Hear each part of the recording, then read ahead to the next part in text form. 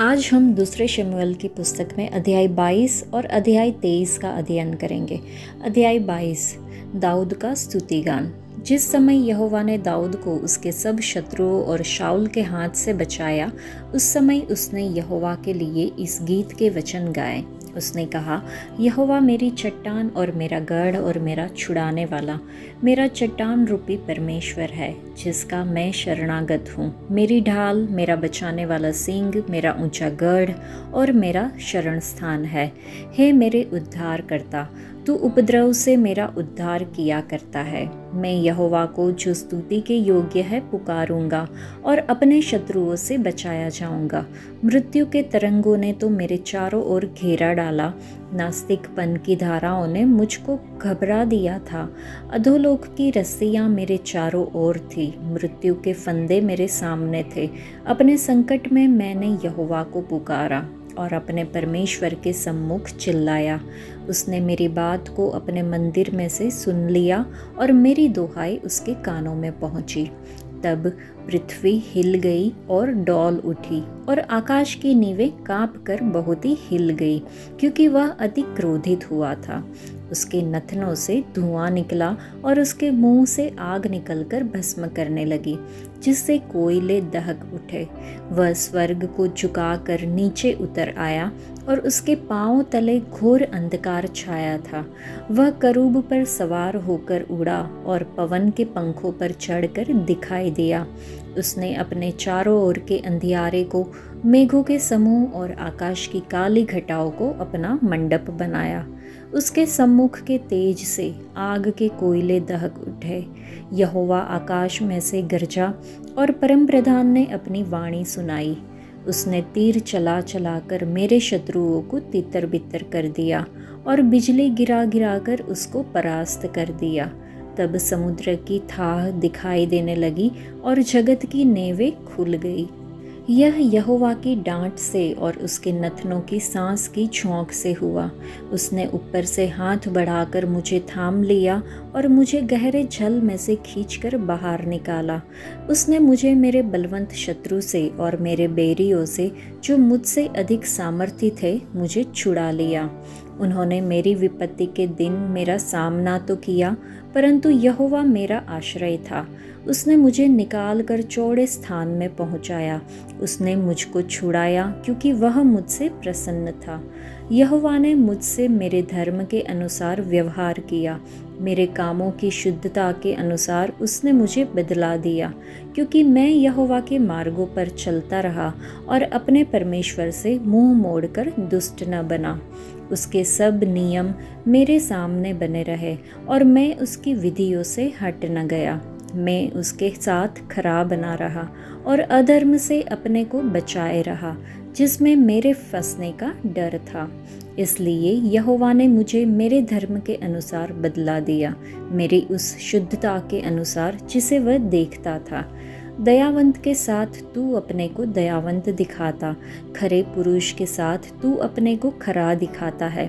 शुद्ध के साथ तू अपने को शुद्ध दिखाता और टेढ़े के साथ तू तिरछा बनता है। दिन लोगों को तो तू बचाता है, परंतु अभिमानियों पर दृष्टि करके उन्हें नीचा करता है। हे यहोवा, तू ही मेरा दीपक है और यहोवा मेरे अंधियारे को दूर करके उजियाला कर देता है। तेरी सहायता से मैं दल पर धावा करता, अपने परमेश्वर की सहायता से मैं शहर पनाह को फांद जाता हूँ। ईश्वर की गति खरी है, यहोवा का वचन ताया हुआ है। वह अपने सब शरणागतों की ढाल है। यहोवा को छोड़ क्या कोई ईश्वर है? हमारे परमेश्वर को छोड़ क्या कोई चट्टान है? यह वही ईश्वर है जो मेरा अति दृढ़ कीला है। वह खरे मनुष्य को अपने मार्ग में लिए चलता है। वह मेरे पैरों को हरिणियों के से बना देता है और मुझे ऊंचे स्थानों पर खड़ा करता है। वह मेरे हाथों को युद्ध करना सिखाता है, यहाँ तक कि मेरी बाहें पीतल के धनुष को झुका देती है। तूने मुझको अपने उद्धार की ढाल दी है और तेरी नम्रता मुझे बढ़ाती है। तू मेरे पैरों के लिए स्थान चौड़ा करता है और मेरे पैर नहीं फिसले। मैंने अपने शत्रुओं का पीछा करके उनका सत्यानाश कर दिया और जब तक उनका अंत न किया तब तक न लौटा। मैंने उनका अंत किया और उन्हें ऐसा छेद डाला है कि वे उठ नहीं सकते, वरन वे तो मेरे पाँव के नीचे गिरे पड़े हैं। तूने युद्ध के लिए मेरी कमर बलवंत की और मेरे विरोधियों को मेरे ही सामने परास्त कर दिया। तूने मेरे शत्रुओं की पीठ मुझे दिखाई ताकि मैं अपने बैरियों को काट डालूं। उन्होंने बाट तो जोही, परंतु कोई बचाने वाला न मिला। उन्होंने यहोवा की भी बाट जोही, परंतु उसने उनको कोई उत्तर न दिया। तब मैंने उनको कूट कूट कर भूमि की धूल के समान कर दिया। मैंने उन्हें सड़कों और गली कुचों की कीचड़ के समान पटक कर चारों ओर फैला दिया। फिर तूने मुझे प्रजा के झगड़ों से छुड़ाकर अन्य जातियों का प्रधान होने के लिए मेरी रक्षा की। जिन लोगों को मैं न जानता था वे भी मेरे अधीन हो जाएंगे। परदेशी मेरी चापलूसी करेंगे, वे मेरा नाम सुनते ही मेरे वश में आएंगे। परदेशी मुरझाएंगे और अपने किलों में से थरथराते हुए निकलेंगे। यहोवा जीवित है, मेरी चट्टान धन्य है, और परमेश्वर जो मेरे उद्धार की चट्टान है उसकी महिमा हो। धन्य है मेरा पलटा लेने वाला ईश्वर, जो देश देश के लोगों को मेरे वश में कर देता है और मुझे मेरे शत्रुओं के बीच से निकालता है। हाँ, तू मुझे मेरे विरोधियों से ऊंचा करता है और उपद्रवी पुरुष से बचाता है। इस कारण हे यहोवा, मैं जाति जाति के सामने तेरा धन्यवाद करूँगा और तेरे नाम का भजन गाऊंगा।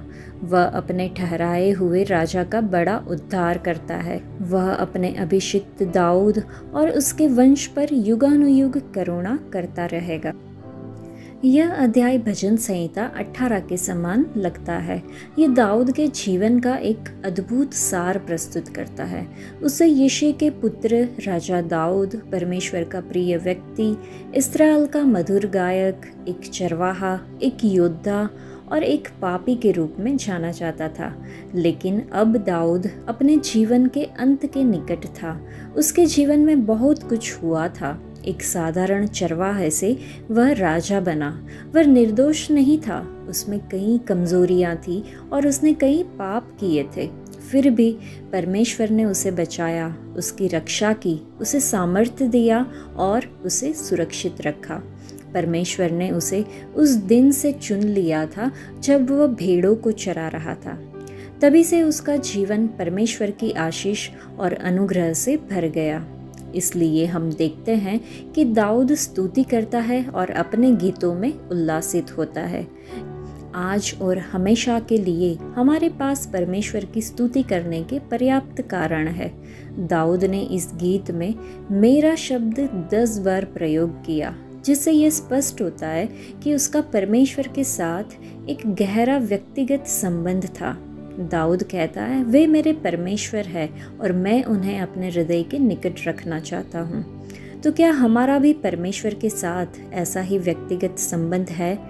क्या हम परमेश्वर की ओर देखकर पूरे विश्वास के साथ मेरा कह सकते हैं? दाऊद ने अपने जीवन में अनेक कठिनाइयों, असफलताओं और संकटों का सामना किया था। वह दुख और आनंद से भरा हुआ था। दाऊद को विश्वास था कि परमेश्वर उसके साथ है, इसलिए वह कुछ भी कर सकता है।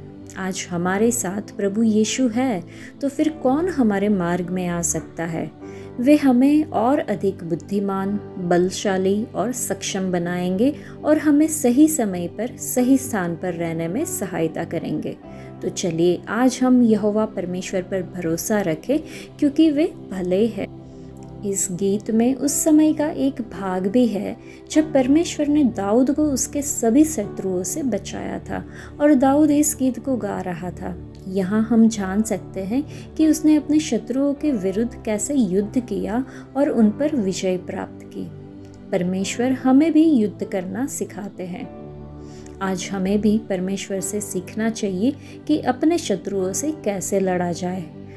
भजन संहिता 144 में लिखा है कि वह मेरे हाथों को युद्ध करना और मेरी उंगलियों को लड़ाई करना सिखाते हैं। दूसरी बात, परमेश्वर हमें अपनी रक्षा की ढाल देते हैं उन्होंने हमारे पाँव के नीचे स्थान को विस्तृत किया है ताकि हमारे कदम डगमगाए नहीं। तीसरी बात शत्रुओं पर विजय के बारे में। परमेश्वर ने दाऊद को निर्णय लेने की शक्ति, साहस और विश्वास दिया। उसने अपने मुंह से इस विश्वास को स्वीकार किया। चौथा, परमेश्वर हमें शत्रुओं पर अधिकार देते हैं। इस प्रकार दाऊद ने अपनी गवाही दी और परमेश्वर की महिमा की। पांचवा, शत्रुओं को पराजित करने का साहस हम देख सकते हैं। दाऊद में कितनी हिम्मत थी। लिखा है, मैंने उन्हें मिट्टी की धूल की तरह पीस डाला, उन्हें सड़क के कीचड़ की तरह कुचलकर बिखेर दिया। छठा, हमें भी अपने शत्रुओं पर विजय पानी है। हमें भी अपने शत्रुओं के विरुद्ध खड़ा होना चाहिए और उन पर अधिकार प्राप्त करना चाहिए। इसके लिए हमें परमेश्वर से और उनके वचन से सीखना होगा। हमें साहस और निर्भीकता से लड़ना होगा, अपने विश्वास को स्वीकार करना होगा और परमेश्वर की स्तुति करनी होगी। हमें शत्रु के कार्यों को तोड़ना, कुचलना और नष्ट करना चाहिए। सातवीं बात कि परमेश्वर के अलावा कौन ईश्वर है। जब वह हमारे साथ है तो हमें क्यों डरना चाहिए। हमारा यहोवा परमेश्वर युद्ध में पराक्रमी है। वह सेनाओं का यहोवा है। वह यहोवा निस्सी है। दाऊद ने यह नहीं कहा कि उसने कभी पाप नहीं किया। वह यह दावा नहीं कर रहा था कि वह पाप रहित था। भजन संहिता 51 में उसने उरिया और बैतशबा के विरुद्ध किए गए अपने पाप पर गहरा दुख व्यक्त किया। दाऊद परमेश्वर की विश्वास योग्यता को समझता था। उसने परमेश्वर के दृष्टिकोण से यह स्तुति लिखी। उसे विश्वास था कि परमेश्वर ने उसे हिम से भी अधिक श्वेत कर दिया है और एक शुद्ध हृदय दिया है। परमेश्वर के सामने उनका प्रियजन एक नम्र पापी था, लेकिन जो लोग उसकी आलोचना करते थे उनके सामने वह निडर होकर अपने हाथों की पवित्रता और जीवन की धार्मिकता की गवाही दे सकता था। यीशु मसीह के क्रूस और पुनरुत्थान के द्वारा हम भी शुद्ध और सिद्ध किए गए हैं। अब हम भी उसी विश्वास के साथ परमेश्वर के सामने आ सकते हैं, लेकिन अपने खुद के धार्मिकता के आधार पर नहीं, बल्कि उस धार्मिकता के कारण जो हमें यीशु मसीह में मिली है। अध्याय 23, दाऊद के अंतिम वचन। दाऊद के अंतिम वचन ये है, यिशै के पुत्र की यह वाणी है, उस पुरुष की यह वाणी है जो ऊंचे पर खड़ा किया गया और याकूब के परमेश्वर का अभिषिक्त और इस्राएल का मधुर भजन गाने वाला है। यहोवा का आत्मा मुझ में होकर बोला और उसी का वचन मेरे मुंह में आया। इस्राएल के परमेश्वर ने कहा है, इस्राएल की चट्टान ने मुझसे बातें की है कि मनुष्यों में प्रभुता करने वाला एक धर्मी होगा, जो परमेश्वर का भय मानता हुआ प्रभुता करेगा। वह मानो भोर का प्रकाश होगा जब सूर्य निकलता है, ऐसा भोर जिसमें बादल न हो, जैसा वर्षा के बाद निर्मल प्रकाश के कारण भूमि से हरी हरी घास उगती है। क्या मेरा घराना ईश्वर की दृष्टि में ऐसा नहीं है? उसने तो मेरे साथ सदा की एक ऐसी वाचा बांधी है जो सब बातों में ठीक की हुई और अटल भी है, क्योंकि चाहे वह उसको प्रकट न करे तो भी मेरा पूर्ण उद्धार और पूर्ण अभिलाषा का विषय वही है। परंतु ओछे लोग सब के सब निकम्मी झाड़ियों के समान है, जो हाथ से पकड़ी नहीं जाती, परंतु जो पुरुष उनको छुए उसे लोहे और भाले की छड़ से सुसज्जित होना चाहिए। इसलिए वे अपने ही स्थान में आग से भस्म कर दिए जाएंगे। दाऊद के शूरवीरों के नाम यह है, अर्थात तहकमोनी योशेब्यशेबेत, जो सरदारों में मुख्य था। वह एस्नी अदीनो भी कहलाता था, जिसने एक ही समय में 800 पुरुष मार डाले। उसके बाद अहोही दोदे का पुत्र इलियाजर था। वह उस समय दाऊद के संग के तीनों वीरों में से था। जबकि उन्होंने युद्ध के लिए एकत्रित हुए पलिस्तियों को ललकारा और इस्राएली पुरुष चले गए थे। वह कमर बांधकर पलिस्तियों को तब तक मारता रहा जब तक उसका हाथ थक न गया और तलवार हाथ से चिपट न गई। और उस दिन यहोवा ने बड़ी विजय कराई, और जो लोग उसके पीछे हो लिए वे केवल लूटने ही के लिए उसके पीछे हो लिए।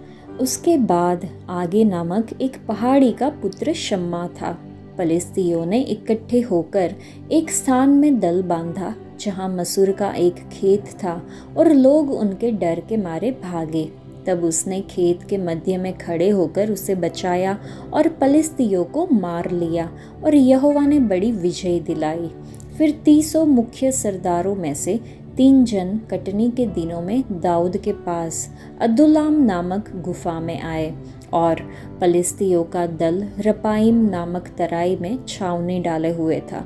उस समय दाऊद गढ़ में था और उस समय पलिश्तियों की चौकी बेतलहम में थी। तब दाऊद ने बड़ी अभिलाषा के साथ कहा, कौन मुझे बेतलहम के फाटक के पास के कुएं का पानी पिलाएगा।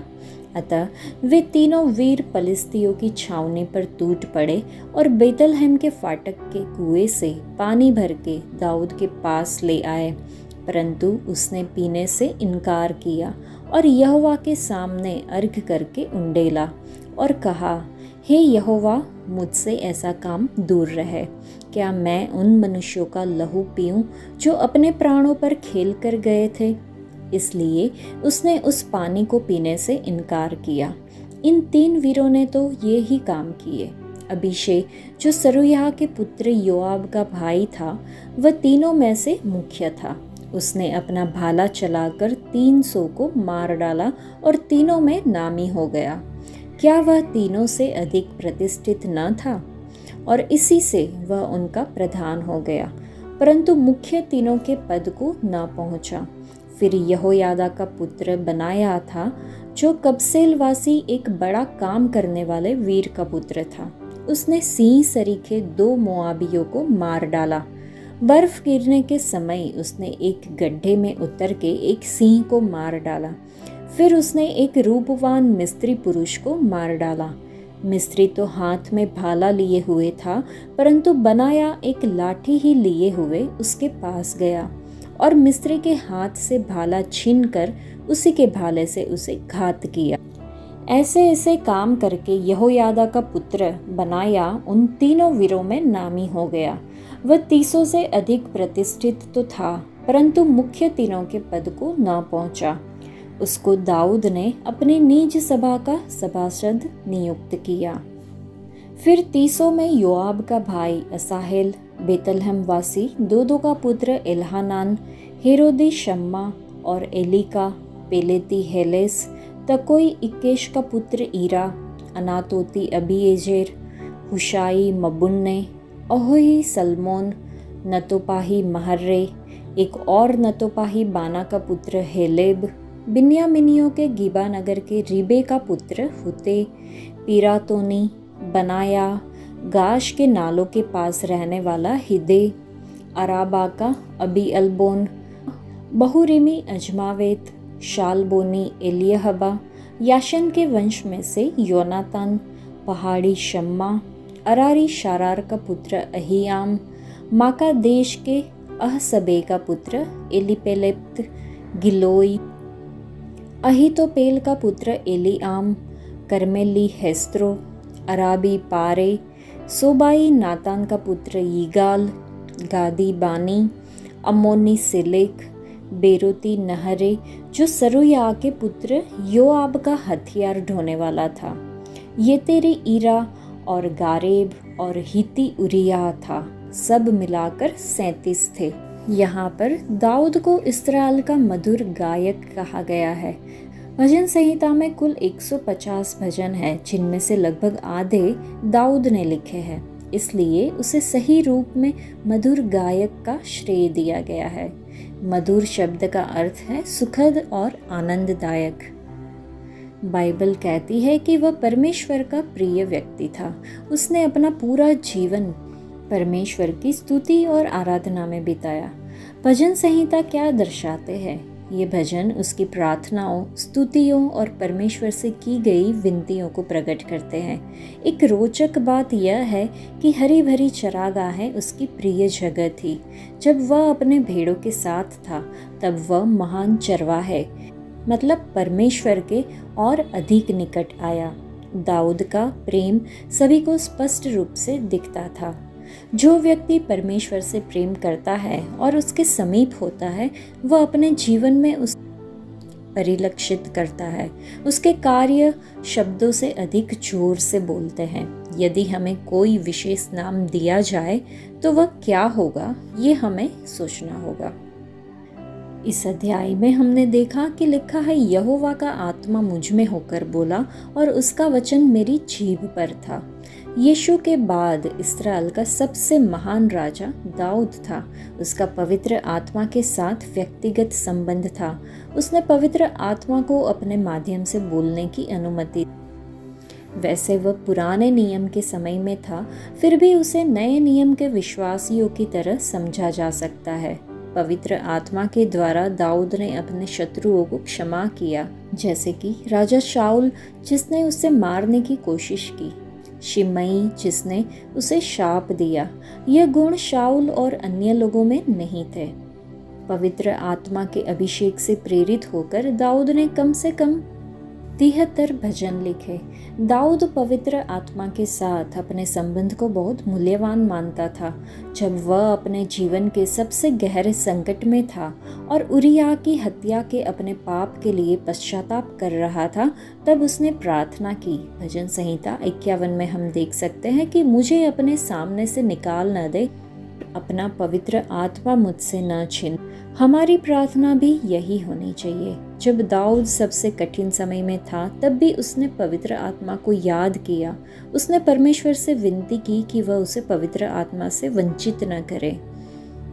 हमें भी यही प्रार्थना करनी चाहिए कि हे मेरे परमेश्वर, चाहे हमें गरीबी सहनी पड़े, चाहे बीमारी आए, चाहे मैं किसी भी परीक्षा से गुजरूं, मैं सहन कर लूँगा, लेकिन कृपया मुझसे अपना पवित्र आत्मा कभी भी मत छीनिए।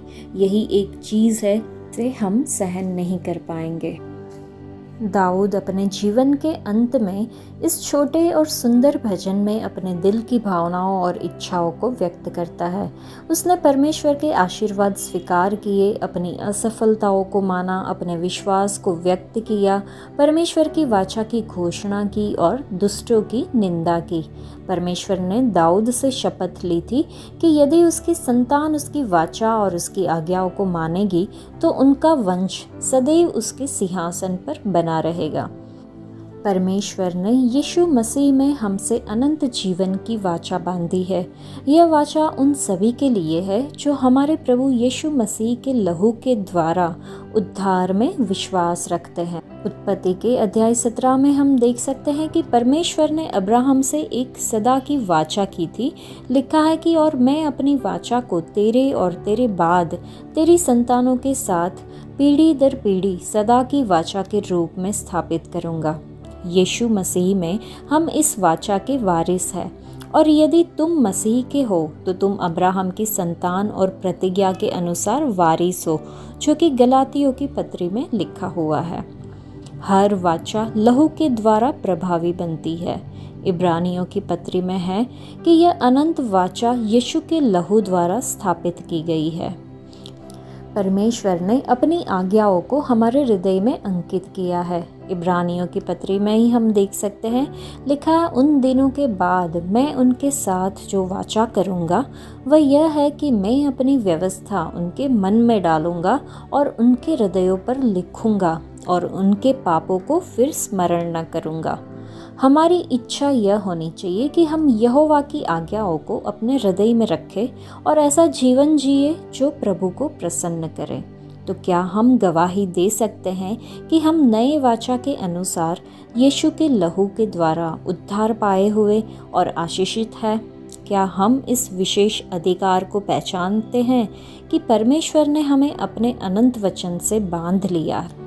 इस अध्याय में एक प्रसंग दाऊद के वीर योद्धाओं की निष्ठा और बहादुरी को दर्शाता है। दाऊद और उसके लोग अदुल्लाम की गुफा में शरण लिए हुए थे। फलिस्तियों ने बेतलहम और उसके आसपास डेरा डाल रखा था। अदुल्लाम की गुफाओं और कुओं का पानी सूखे मौसम में खारा हो जाता था। दाऊद ने अपने नगर के द्वार के पास स्थित कुएं के ताजे और ठंडे जल की इच्छा की। दाऊद के 3 वीर योद्धाओं ने फलिस्तियों की छावनी तोड़कर बेतलहम के कुएं से जल निकाला और उसे दाऊद के पास ले आए। वे दाऊद से इतना प्रेम करते थे कि अपने प्राणों को खतरे में डालकर उसकी सेवा करना चाहते थे। दाऊद ने अपने वीरों का बलिदान समझा और उस जल को पीने के बजाय यहोवा के सामने अर्पित कर दिया। इस अध्याय में लिखा है कि उसने न पिया वरन यहोवा के सामने उंडेल दिया। उसने कहा, हे यहोवा, यह मुझसे न किया जाए। क्या मैं उन मनुष्यों के लहू को पीऊं जो अपने प्राणों को जोखिम में डालकर गए थे? इसलिए उसने उसे न पिया। दाऊद ने यह समझा कि यह जल साधारण नहीं था, यह उसके योद्धाओं के लहू के समान मूल्यवान था। जब दाऊद ने उस जल को परमेश्वर के सामने उंडेला तो वह एक भेंट के समान था, उसके योद्धाओं के बलिदान के प्रति कृतज्ञता का एक कार्य था। धन्य है वे जो परमेश्वर के लिए प्यासे हैं। यूहन्ना के सुसमाचार में है कि परंतु जो जल मैं दूंगा वह उसमें एक झरना बन जाएगा जो अनंत जीवन के लिए बहता रहेगा। प्रकाशित वाक्य के 21वें अध्याय में है कि अब यह सब पूरा हो गया, मैं आदि और अंत हूँ, मैं प्यासे को जीवन जल के स्रोत से मुफ्त में दूंगा। तो क्या हम भी दाऊद की तरह परमेश्वर के जल के लिए प्यासे हैं? क्या हम भी दाऊद के योद्धाओं की तरह अपने राजा के लिए बलिदान देने को तैयार है? यह हमें खुद को पूछना होगा। आज के लिए इतना ही। परमेश्वर आप सबको आशीष दे। धन्यवाद।